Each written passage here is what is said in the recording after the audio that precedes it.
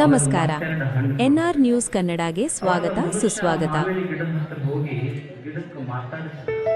ಅಲ್ಲ, ನಮ್ಮ ಮನುಷ್ಯ ಸಮಾಜದೊಳಗೆ ಹೆಣ್ಮಕ್ಳು ಕಣ್ಣು ಎತ್ತಿ ನೋಡಿದ್ರೆ ಕಣ್ಣ ಕಿತ್ತ ಸಂಬಂಧ. ನೀನು 3 ಸಲ ಕಲ್ಲು ತಗೊಂಡೋಗಿದ್ದು ನನಗೆ ನಿನ್ನ ಅನಿಸಿಲ್ಲ.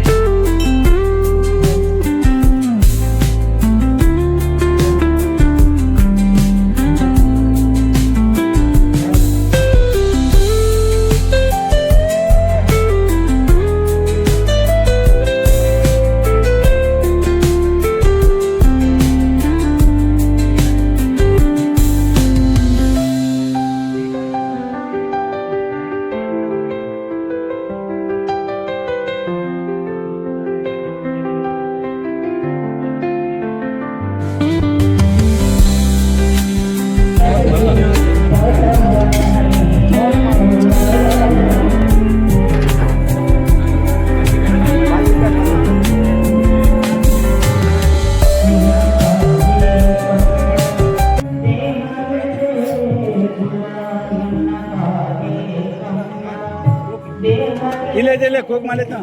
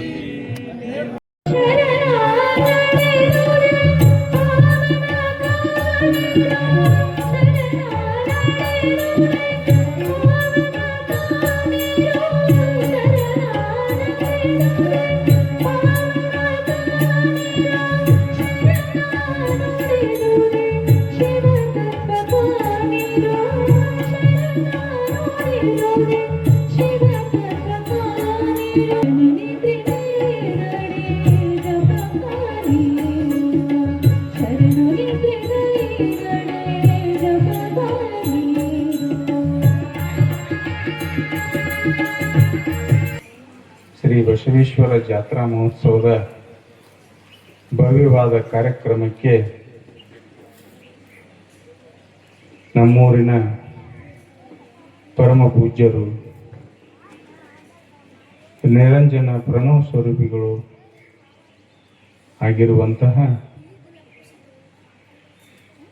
ಗುರು ಮಹಂತ ಮಹಾಸ್ವಾಮೀಜಿಯವರ ಶ್ರೀಚರಣಕ್ಕೆ ಶರಣೆಂದು ಈ ಒಂದು ಕಾರ್ಯಕ್ರಮಕ್ಕೆ ತಾವು ಆಗಮಿಸಿದಿರಿ. ತಮಗೆ ನಮ್ಮ ಈ ಜಾತ್ರಾ ಕಮಿಟಿಯ ಹಾಗೂ ನಮ್ಮೂರಿನ ಹಿರಿಯರ ಹಾಗೂ ತಾಯಂದಿರ ಹಾಗೂ ಸಮಸ್ತ ಈ ಒಂದು ಕಾರ್ಯಕ್ರಮಕ್ಕೆ ಭಾಗಿಯಾಗಿರುವ ಸಮಸ್ತ ಜನತೆಯ ಪರವಾಗಿ ತಮಗೆ ಸ್ವಾಗತವನ್ನು ಬಯಸುತ್ತೇನೆ. ಅದೇ ರೀತಿ ಈ ಒಂದು ಕಾರ್ಯಕ್ರಮಕ್ಕೆ ಗುರು ದಿಗಂಬರೇಶ್ವರ ಶ್ರೀಮಠದ ಶ್ರೀಗಳಾಗಿರುವಂತಹ ಗುರು ತೋಂಟದಾರ್ಯ ಶ್ರೀಗಳು ಈ ಕಾರ್ಯಕ್ರಮಕ್ಕೆ ಆಗಮಿಸಿದ್ದಾರೆ. ತಮಗೆ ಈ ಒಂದು ಜಾತ್ರಾ ಕಮಿಟಿಯ ಹಾಗೂ ನಮ್ಮ ಮರೆಗುದ್ದಿಯ ಹಿರಿಯರ ತಾಯಂದಿರ ಎಲ್ಲ ಇಲ್ಲಿ ನೆರೆದಿರ್ತಕ್ಕಂಥ ಸಮಸ್ತ ಜನತೆಯ ಪರವಾಗಿ ತಮಗೆ ಸ್ವಾಗತವನ್ನು ಬಯಸುತ್ತೇನೆ. ಅದೇ ರೀತಿ ಅತಿ ಆತ್ಮೀಯರು ಪರಮ ಪೂಜ್ಯರು ಹಾಗೂ ಶ್ರೀ ಅಡವಿ ಸಿದ್ದೇಶ್ವರ ಮಠದ ಶ್ರೀಗಳಾಗಿರುವಂತಹ ಗುರುಪಾದ ಮಹಾಸ್ವಾಮೀಜಿಯವರ ದಿವ್ಯ ಅಡಿದಾವರಿಗಳಿಗೆ ಶರಣೆಂದು ಈ ಒಂದು ಕಾರ್ಯಕ್ರಮಕ್ಕೆ ತಾವು ಆಗಮಿಸಿದಿರಿ. ತಮಗೆ ನಮ್ಮ ಈ ಬಸವೇಶ್ವರ ಜಾತ್ರಾ ಕಮಿಟಿಯ ಹಾಗೂ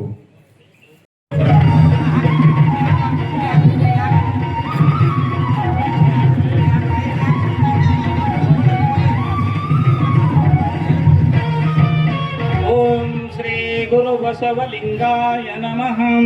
ಓಂ ಶ್ರೀ ಗುರು ಬಸವಲಿಂಗಾಯ ನಮಃ. ಪೂಜ್ಯಪ್ಪ ಅವರಿಂದ ಈ ಶಿವಲಿಂಗ ಕುಟುಂಬಕ್ಕೆ ಈಗ ಆಶೀರ್ವಾದ ಆಯಿತು. ಅವರು ಇನ್ನೂ ಹೆಚ್ಚಿನ ಸೇವೆಯನ್ನು ಮಾಡ್ಕೋತ ಹೋಗತಕ್ಕಂಥ ಭಾಗ್ಯವನ್ನ ಈ ಪೂಜ್ಯಪ್ಪ ಅವರು ಅವ್ರಿಗೆ ಕೊಡ್ಲಿ ಅಂತ ನಾನು ಕಳಕಳಿಯಿಂದ ಬೇಡ್ಕೊಡ್ತಾ ಇದ್ದೇನೆ.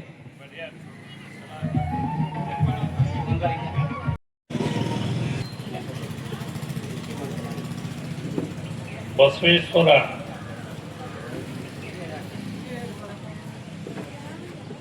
ಗುಡಿ ಒಳಗೆ ಹೋಗಿ ಅಭಿಷೇಕ ಮುಗಿದ ಬಳಿಕ ಪುಷ್ಪಾಲಂಕಾರ ನೋಡಿ ಇಂಥ ಬಿಸಿಲಾಗ ಬಸವಣ್ಣ ಅಷ್ಟು ಖುಷಿ ಇದಾನಂದ್ರೆ ನಮಗೆ ಎಷ್ಟು ಖುಷಿ ಇರಬಾರ್ದು ಅನ್ಸಕೈತೆ ನನಗೆ. ಎಷ್ಟು ಚಂದ ಮಾಡ್ಯಾರ ಒಳಗೆ ಅವ್ರ ದೇವರ ಸುಂದರತ್ವವನ್ನು ಕಾಣ್ಬೇಕನ್ನೋದೇ ಮನುಷ್ಯನ ಲಕ್ಷಣ ಅಷ್ಟೇ. ಇಂಥ ಬಿಸಿಲಾಗ ನಾವು ಆ ದೇವರನ್ನು ಎಷ್ಟು ಸುಂದರವಾಗಿ ಇಡ್ತೀವೋ ಅಂತ ನಾವು ಎಷ್ಟು ಖುಷಿ ಪಡ್ತಿರ್ತೀವಿ. ಎಷ್ಟು ಖರ್ಚು ಮಾಡಬಾರ್ದು ಮನುಷ್ಯರು. ಒಂದು ವಿಶೇಷ ಇರುತ್ತೆ, ನಾವು ತಿಳ್ಕೊಂಡಿರ್ತೇವೆ, ಬಹಳ ಜನ ಅನ್ಕೊಂಡಿದ್ದೇವೆ ನಾವು ಇಂಥ ಬಿಸಿಲೊಳಗ ಮಳಿ ಇಲ್ಲ ಮಾರಿಲ್ಲ ಅಂದ್ರೂ ಸಮೇತವಾಗಿ ಎಲ್ಲೋ ಹೋಗಿ ಹೂ ಆಗಲಿ ಹೂವಿನ ಮಾಲೆ ಆಗಲಿ ಸಂಬಂಧಪಟ್ಟಿರ್ತಕ್ಕಂಥ ಏನು ಹಾಕಬೇಕಾಗಿತ್ತ ದೇವ್ರಿಗೆ ಎಲ್ಲವನ್ನು ಹಾಕಿ ನಾವು ಅಷ್ಟು ಸುಂದರತ್ವ ಕಾಣ್ತೇವೆ ಅಲ್ಲ. ಪ್ರಕೃತಿ ಕೊಟ್ಟಿರ್ತಕ್ಕಂಥ ಒಂದು ಕೊಡುಗೆ ನಮಗೆ ಅದು.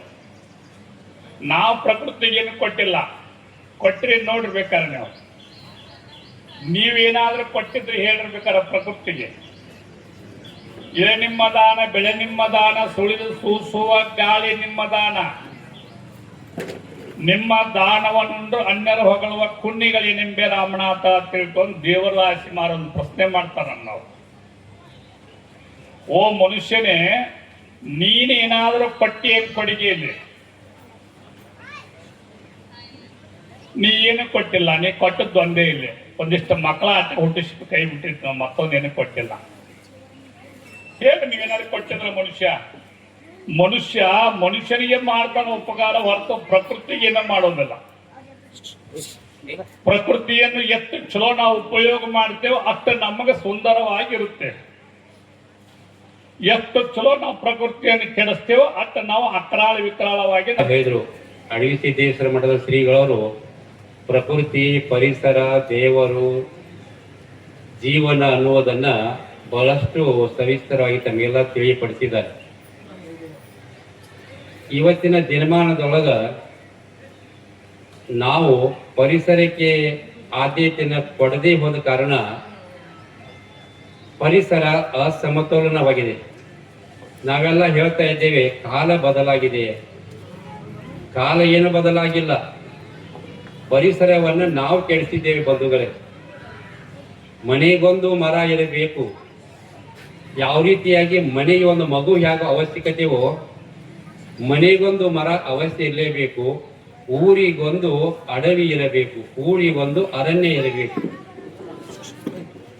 ಈ ಪರಿಸರದಲ್ಲಿ ಬಹಳಷ್ಟು ಶಕ್ತಿ ಇದೆ, ಒಳ್ಳೆಯ ಆರೋಗ್ಯ ಇದೆ. ನಾವೆಲ್ಲ ಕಂಡುಕೊಂಡಿದ್ದೇವೆ ಬಂಧುಗಳೇ. ಸುಮಾರು ಒಂದು 4-5 ವರ್ಷ ಹಿಂದೆ ಭಾರತದಾದ್ಯಂತ ಅಲ್ಲ, ಜಗತ್ತಿನಾದ್ಯಂತ ಒಂದು ದೊಡ್ಡ ಮಹಾಮಾರಿ ಹಾರಿ ಹೋಯಿತು. ತಮಗೆಲ್ಲ ಗೊತ್ತೇ ಇದೆ. ಯಾವುದು ಅದು? ಕೊರೋನಾ. ಆ ಕೊರೋನಾ ಅವಧಿ ಒಳಗ ಪರಿಸರ ತನ್ನ ಮಹತ್ವವನ್ನು ನಮಗೆಲ್ಲ ತಿಳಿಸಿಬಿಟ್ಟಿದೆ. ಯಾಕಂತ ಕೇಳಿದ್ರೆ ಒಬ್ಬ ಕವಿ ಹೇಳ್ತಾನೆ, ಹಿಂದಿ ಕವಿ, ಏಕ ಹವಾ ಸೌ ದವಾ ಅಂತ ಹೇಳಿದ. ಒಂದು ಒಳ್ಳೆಯ ಗಾಳಿ 100 ಔಷಧಗಳ ಸಮಾನ ಅಂತ ಹೇಳಿದರು. ಭಾಳ ಜನ ನೀವೆಲ್ಲ ವಾಕಿಂಗ್ ಮಾಡ್ತಿರ್ಬೋದು. ವಾಕಿಂಗ್ ಮಾಡಲಿಕ್ಕೆ ಟೈಮ್ ಇದೆ ಬಂಧುಗಳೇ. ಮಾಡಿದರೆ ಬೆಳಗಿನ ಟೈಮ್ದೊಳಗ ಮಾಡಬೇಕು, ಸೂರ್ಯೋದಯಕ್ಕಿಂತ ಮೊದಲೇ ಮಾಡಬೇಕು. ಯಾಕಂತ ಕೇಳಿದ್ರೆ ವಾಯು ಮಾಲಿನ್ಯ, ಸೂರ್ಯೋದಯ ಆದಮೇಲೆ ವಾಯು ಮಾಲಿನ್ಯ ಪ್ರಾರಂಭ ಆಗ್ತಿದೆ. ಇವತ್ತು ಹಿಮಾಲ ಬರುವುದಿಲ್ಲ. ದನಾನಿ ಭೂಮವು ಬಸವಸ್ಯ ಗೋಷ್ಠಿ, ನೀನು ಸಾಕಿರ್ತಕ್ಕಂಥ ದನಕರುಗಳು ನಿನ್ನ ಬೆನ್ನ ಹತ್ತಿ ಬರುವುದಿಲ್ಲ. ಅವು ಎಲ್ಲಿರ್ತಾವು? ಕೊಠಡಿ ಒಳಗೆ ಇರ್ತಾವು, ಕೊಟ್ಟಿಗೆ ಒಳಗೆ ಇರ್ತಾವು, ಅವು ಬರುವುದಿಲ್ಲ. ಸಂಪತ್ತಾಯ್ತು, ಹಣ ಕನಕ ಆಯ್ತು, ದನ ಕರುಗಳಾದವು. ಆಮೇಲೆ ನಿನ್ನನ್ನು ಕಟ್ಟಿಕೊಂಡಿರ್ತಕ್ಕಂಥ ಹೆಂಡತಿ ಮಕ್ಕಳು ಇಲ್ಲಿ ಬರ್ತಾರೇನು? ಅವರು ಬರುವುದಿಲ್ಲ. ಜನಃ ಸ್ಮಶಾನೆ, ಜನರು ಎಲ್ಲಿ ತನಕ ಬರ್ತಾರಂದ್ರ ಸ್ಮಶಾನ ತನಕ ಬರ್ತಾರೋ. ಪಾಪ ಚಲೋ ಇದ್ದತ್ತಂದ್ರೆ ಸಾಕು. ನಕ್ಕೋತ ಹೊಂಟಿದ್ರ ಅಂದ್ರೆ ತಿಳ್ಕೋಬೇಕು, ಯಾರಿಗೂ ಬೇಡ ಆಗಿಲ್ಲ ತಿಳ್ಕೊಬೇಕಟ್ಟ. ಸ್ಮಶಾನದೊಳಗೆ ಎಲ್ಲರೂ ನಕ್ಕೋತಿದ್ರ ಅಂದ್ರ ಪಾಪ ಯಾರಿಗೂ ಬೇಡ. ಅದಕ್ಕೆ ಹೇಳ್ತಾನೆ ಜನಃ ಸ್ಮಶಾನೆ, ಜನರು ಎಲ್ಲಿ ತನಕ ಬರ್ತಾರೆ ಅಂದ್ರ ಸ್ಮಶಾನ ತನಕ ಅಷ್ಟೇ ಬರ್ತಾರೋ. ದೇಹ ಚಿತಾಯಾಮ್ ಪರಲೋಕ ಮಾರ್ಗೆ, ನಮ್ಮ ದೇಹ ಎಲ್ಲಿ ತನಕ ಬರ್ತೈತಿ ಅಂದ್ರ ಸ್ಮಶಾನ ತನಕ ಅಷ್ಟೇ ಐತಿ. ಕೆಲವೊಬ್ಬರನ್ನ ಸುಡ್ತಾರು, ಕೆಲವೊಬ್ಬರನ್ನ ಮಣ್ಣು ಕೊಡ್ತಾರು, ಮುಗಿತ ಅಲ್ಲಿ. ಅದಕ್ಕೆ ನಿನ್ನ ಸಮೀಪ ಬರುವುದು ಯಾವ್ದಂದ್ರ, ನಿನ್ನ ಜೊತೆಗೆ ಬರುವುದು ಯಾವ್ದಂದ್ರ ಧರ್ಮಾನುಗೋ ಗತ್ಯತಿ ಜೀವ ಏಕಃ. ನೀನು ಮಾಡಿರ್ತಕ್ಕಂಥ ಧರ್ಮ, ನೀನು ಮಾಡಿರ್ತಕ್ಕಂಥ ಪುಣ್ಯ ನಿನ್ನ ಜೊತೆಗೆ ಬರ್ತಿ ಹೊರತು ಇನ್ನೊಂದು ಬರ್ಲಿಕ್ಕೆ ಸಾಧ್ಯವಿಲ್ಲ ಬಂಧುಗಳು. ಇವತ್ತು ತಾವೆಲ್ಲ ಬಹಳಷ್ಟು ಅದ್ದೂರಿಯಾಗಿ ಈ ಬಸವೇಶ್ವರ ಜಾತ್ರಾ ಮಹೋತ್ಸವನ್ನ ಮಾಡ್ತಾ ಇದ್ದೀರಿ. ಬಹಳ ಮತ್ತೆ ನಿಮ್ಮಂಥವ್ರು ಯಾರು? ನಿಮಗಿಂತ ಹೆಚ್ಚು ಯಾರು ದೊಡ್ಡವರಿಲ್ಲ. ಅದಕ್ಕೆ ಹೇಳ್ತಾ ಇದ್ದಾನೆ, ಈ ಭೂಮಿಯೊಳಗ ಶತೇಶು ಜಾಯತೆ ಸೂರ, 100 ಮಂದಿಯೊಳಗ ಸೂರು ಹುಟ್ಟಬಹುದು, ಒಬ್ಬ ಸೂರು ಸಿಗಬಹುದು, ಪರವಾಗಿಲ್ಲ. ಸಹಸ್ರೇಶು ಪಂಡಿತ, 1000 ಮಂದಿಯೊಳಗ ಒಬ್ಬ ಪಂಡಿತ ಸಿಗಬಹುದು. ಆಮೇಲೆ ಹೇಳ್ತಾನೆ ಲಕ್ಷ ಮಂದಿಯೊಳಗ ಒಬ್ಬ ಭಕ್ತ ಸಿಗಬಹುದು. ಆದ್ರೆ ಕವಿ ಹೇಳ್ತಾನೆ ದಾತ ಭವತಿವಾ ನವ, ಈ ಭೂಮಿಯೊಳಗ ದಾನಿಗಳು ಸಿಗೋದು ಬಹಳ ಅಪರೂಪ. ಆದ್ರೆ ನಮ್ಮ ಊರೊಳಗೆ ಎಲ್ಲಿ ನೋಡ್ತೀರಿ ದಾನಿಗಳೇ ದಾನಿಗಳು. ತನುಮನದಿಂದ ಸೇವೆ ಮಾಡ್ತಕ್ಕಂಥ ನನ್ನೂರು ನಿಜವಾಗ್ಲೂ ಶ್ರೇಷ್ಠವಾಗಿರ್ತಕ್ಕಂಥದ್ದು. ಬಹಳ ತಾವೆಲ್ಲ ಪುಣ್ಯಾತ್ಮರು. ಯಾಕಂದ್ರ ಈ ಊರೊಳಗೆ 8 ಮಠಗಳು, ಊರಿನ ಸುತ್ತಮುತ್ತ 4 ದಿಕ್ಕಿಗಳಿಗೆ 4 ದೊಡ್ಡ ಮಠಗಳು, ಎಲ್ಲವೂ 4 ಮಠಗಳಿಗೆ ಬ್ರಹ್ಮಚಾರಿಗಳು, ಸನ್ಯಾಸಿಗಳು. ಅದು ವಿಶೇಷವಾಗಿ ನಮ್ಮ ನಿರಂಜನ ಪ್ರಭುಗಳು, ವಿರಕ್ತ ಸಂಪ್ರದಾಯದ ಮಠಗಳು, ಒಳಗಿರ್ತಕ್ಕಂಥವು 4 ಮಠಗಳು, 8 ಮಠಗಳು. ಉಡುಪಿಯನ್ನ ಬಿಟ್ರೆ ಯಾವ್ದಾದ್ರು 8 ಮಠಗಳ ಊರು ಐತಂದ್ರ ಅದು ನನ್ನ ಮರೆಯಬಿದ್ದೆ ಗ್ರಾಮ ಅಂತ ಹೇಳ್ಬೇಕು. ಬಹಳ ಚೆನ್ನಾಗಿ ತಾವೆಲ್ಲ ಈ ಕಾರ್ಯಕ್ರಮವನ್ನ ಮಾಡ್ತಾ ಇದ್ದೀರಿ. ಇನ್ನು ಹೆಚ್ಚು ಹೇಳ್ತಾ ಹೋದ್ರ ಅಲ್ಲಿ ಬುಗ್ಗಿ ಹಳಸ್ತೈತಿ. ನೀವು ಸಿದ್ಧಾನ್ನ ಪ್ರಕೃತಿ, ನೀವು ನಾವು ಇಡೀ 84 ಜೀವರಾಶಿಗಳೆಲ್ಲವೂ ಪ್ರಕೃತಿಯಿಂದನ ಉತ್ಪತ್ತಿ. 21 ಯೋನಿಜ, ಅಂತ್ಯಜ, ಸಾಯುಜ, ಅಂಡಜ, ಪಿಂಡಜ ಅಂತ 4 ರೀತಿ ಅದಾವ. ಗಿಡ ಮರಾದಿಗಳಾದಿ ಹಿಡ್ಕೊಂಡು, ಕ್ರಿಮಿ ಕೀಟಾದಿಗಳಿಂದ ಹಿಡ್ಕೊಂಡು, ಯೋನಿ ಆದಿಗಳು ಹಿಡ್ಕೊಂಡು 84 ಲಕ್ಷ ಜೀವರಾಶಿಗಳದಾವ. ಅವ್ರಿಗೆಲ್ಲಕ್ಕೂ ಅನ್ನ ಹಾಕವ ಯಾರಪ್ಪ ಹೇಳ್ರಿ? ಅವ ಎಲ್ಲಕ್ಕೂ ಅನ್ನ ಹಾಕವ ಪದಾನ ಸಾಕ್ಷೀಭೂತ. ಪ್ರಕೃತಿ ದತ್ತವಾಗಿರುವಂತ ಅನ್ನ ಹಾಕವ ಒಬ್ಬದಾನವ. ಅವಿರಾವ ಒಬ್ಬದಾನವ. ಪೃಥ್ವಿ ಆಕಾರದೊಳಗ ಅವ ಭಗವಂತ ಇರೋ ಒಬ್ಬದಾನವ. ಎಲ್ಲಾ ಕಡೆನೂ ಅದಾನು, ಸರಿ ಒಬ್ಬದಾನ. ಆದ್ರೆ ಒಂದೊಂದು ಕ್ರಿಯಾ ರೂಪದಲ್ಲಿ ಒಂದೊಂದು ಕಡೆ ನಮ್ಮ ಶರಣರು ಮಹಾತ್ಮರು ಮಾರ್ಗವನ್ನು ತೋರಿಸಿದ್ದಾರೆ. ಆ ದೃಷ್ಟಿಯಿಂದ ಇವತ್ತು ನಾವು ಪ್ರತಿ ಸಲನೂ ಕೂಡ ದೇವಸ್ಥಾನ ಸುಮಾರು 800-900 ವರ್ಷಗಳ ಹಿಂದೂ ಕೂಡ ದೇವಸ್ಥಾನಗಳು ಇದ್ದು ಸಾವಿರಾರು ವರ್ಷಗಳಿಂದಲೂ ಕೂಡ ದೇವಸ್ಥಾನಗಳು ಇದ್ದು ಅವು ಶೈವ ಪರಂಪರೆಯಲ್ಲಿದ್ದಾವೆ. ಶೈವ ಪರಂಪರೆ ಅಂತ ಇರ್ತದ, ಆ ರೂಪದಲ್ಲಿ ಇರ್ತಾವ. ಇಟ್ಟು 12ನೇ ಶತಮಾನದಿಂದ ಕೊರ್ಲಲ್ಲಿ ಇಷ್ಟು ಲಿಂಗ ಕೊಟ್ಟವ ಬಸವಣ್ಣ.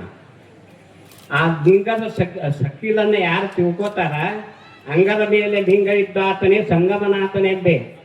ಯಾರ ಕೊರಳಾಗ ಲಿಂಗ ಐತಿ ಅವರು ಲಿಂಗವಂತರು, ಶರಣರು, ಮಹಾತ್ಮರು. ಉಳ್ಕದವ್ರ ಕೊರಳಾಗ ಲಿಂಗ ಇಲ್ಲ, ಲಿಂಗವೇ ಇಲ್ಲ. ಮತ್ತೇನು ಅವ್ರೇನು ಮಾಡ್ಬೇಕ್ರಿ? ಅದಕ್ಕಾಗಿನೇ ಭಕ್ತಸ್ಥದಿಂದ ಭಕ್ತರಿಗಾಗಿ, ಮೌಢ್ಯ ಭಕ್ತರಿಗೆ, ಮೂಢ ಭಕ್ತರಿಗೆ, ಅಂದಾನುಕರಣೆ ಭಕ್ತರಿಗೆ ಈ ದೇವಸ್ಥಾನಗಳನ್ನು ಮಾಡಿದ್ದಾರೆ. ಅವ್ರು ಬೇಕಾದಲ್ಲಿ ಹೋಗ್ಬೋದು. ಅಂಗದ ಮೇಲೆ ಲಿಂಗಿದ್ದಾವ ಮಾತ್ರ ಲಿಂಗದಲ್ಲೇ ಕಾಣಬೇಕು, ಲಿಂಗದಲ್ಲೇ ಹುಟ್ಟಬೇಕು, ಲಿಂಗದಲ್ಲೇ ಬದುಕಬೇಕು, ಲಿಂಗದಲ್ಲೇ ಲಿಂಗೈಕ್ಯನಾಗಬೇಕು. ಇದು ಹಿಂಗೈತಿ ಪದ್ಧತಿ. ಅದಕ್ಕಾಗಿ ಜಗದಗಲ ಮುಗಿಲಗಲ ಮಿಗಿಗಲ ಇಮ್ಮಗಲ ಅಪ್ಪಗಳು ಹೇಳಿದ್ದಾರೆ. ಎಲ್ಲರೂ ಹೇಳುದ ಒಂದೇ, ಅವರು ಅದನ್ನ ಹೇಳೋದು, ನಾವು ಅದನ್ನ ಹೇಳೋದು. ನಮ್ಮ ಲಿಂಗವಂತ ಸಂಸ್ಕೃತಿ ಒಳಗೆ ಏನು ಸಂಸ್ಕೃತಿ ಏನದ, ಹುಟ್ಟಿದ ತಕ್ಷಣ ಐನಾರ ಬಂದು ಕೊಳಗ ಲಿಂಗ ಕಟ್ತಾನ, ಮಗುವಿಗೆ ಕಟ್ತಾನಿಲ್ರಿ. ಐನಾರ ಕರಿಸಿ ಲಿಂಗ ಕಟ್ಟಿಸ್ರಿ ಇಲ್ಲಿ. ಮುಂದೆ ಅದಕ್ಕಿಂತಲೂ ಪೂರ್ವದ ಒಂದು ಕ್ರಿಯೆ ಇದೆ. ಏನದ ಅಂತಂದ್ರ, ತಾಯಿ 8 ತಿಂಗಳ ಒಳಗೆ ಗರ್ಭವತಿ ಇದ್ದಾಗನ ಅದಕ್ಕೆ ಪಿಂಡಕ್ಕೆ ಲಿಂಗ ಕಟ್ತಾರೆ. 8 ತಿಂಗಳು ಇದ್ದಾಗ ಇದು ಭಾಳ ಮಾಡಿ ಗುರ್ತೈತಿಲ್ಲ ಆಮೇಲೆ ನಾವು ತಿಳಿಸ್ಕೊಡೋರು ಕೊರತೆನೂ ಐತಿ, ನೀವು ಕೇಳೋರು